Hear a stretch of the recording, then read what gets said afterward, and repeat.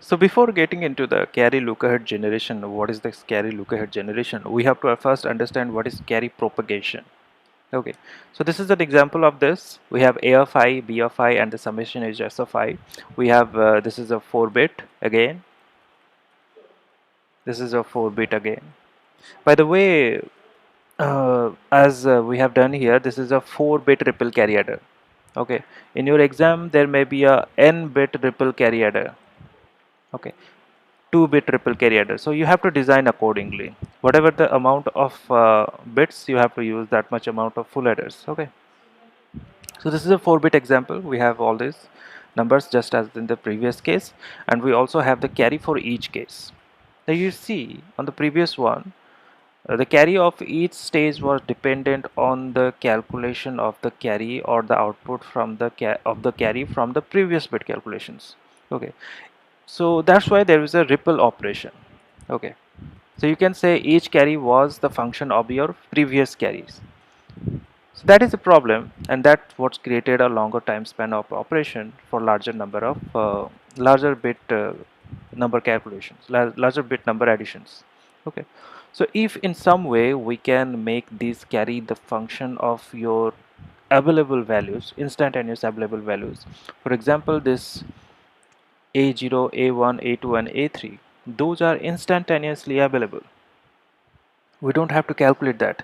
In the very same way, we also have B0, I'm sorry, this is B1.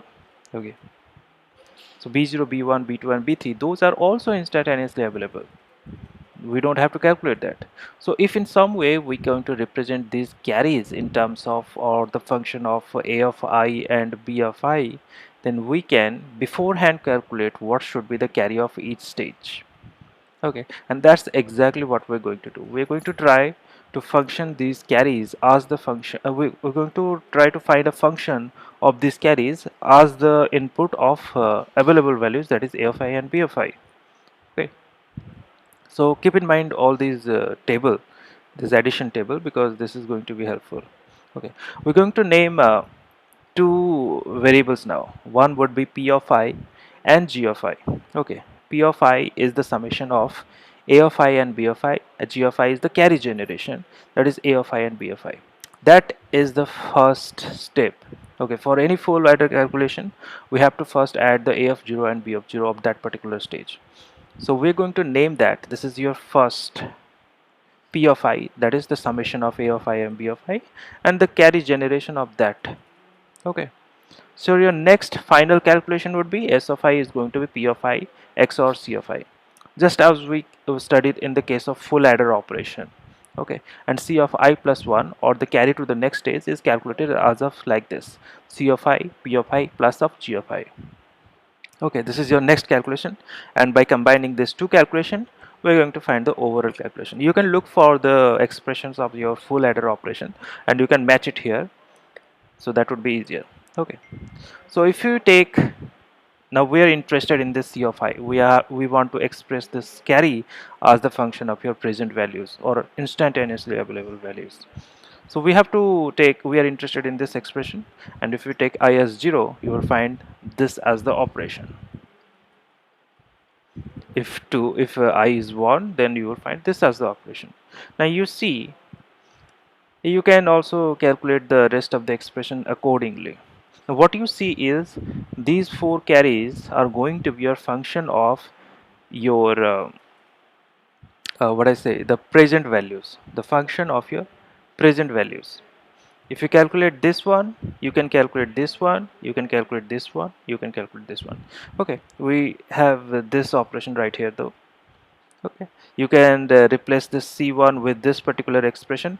The expression is going to be lengthy. I haven't written it here, but expression is going to be lengthy. But never the fact, C2 is going to be a function of C0, A0, B0, A0, B0. Okay, so instantaneously you can calculate all these carries, and that's exactly what we want. So this is a function of available present values, and C of I we have designed to be the function of these available values. Okay, so that's exactly what a carry look ahead generator does.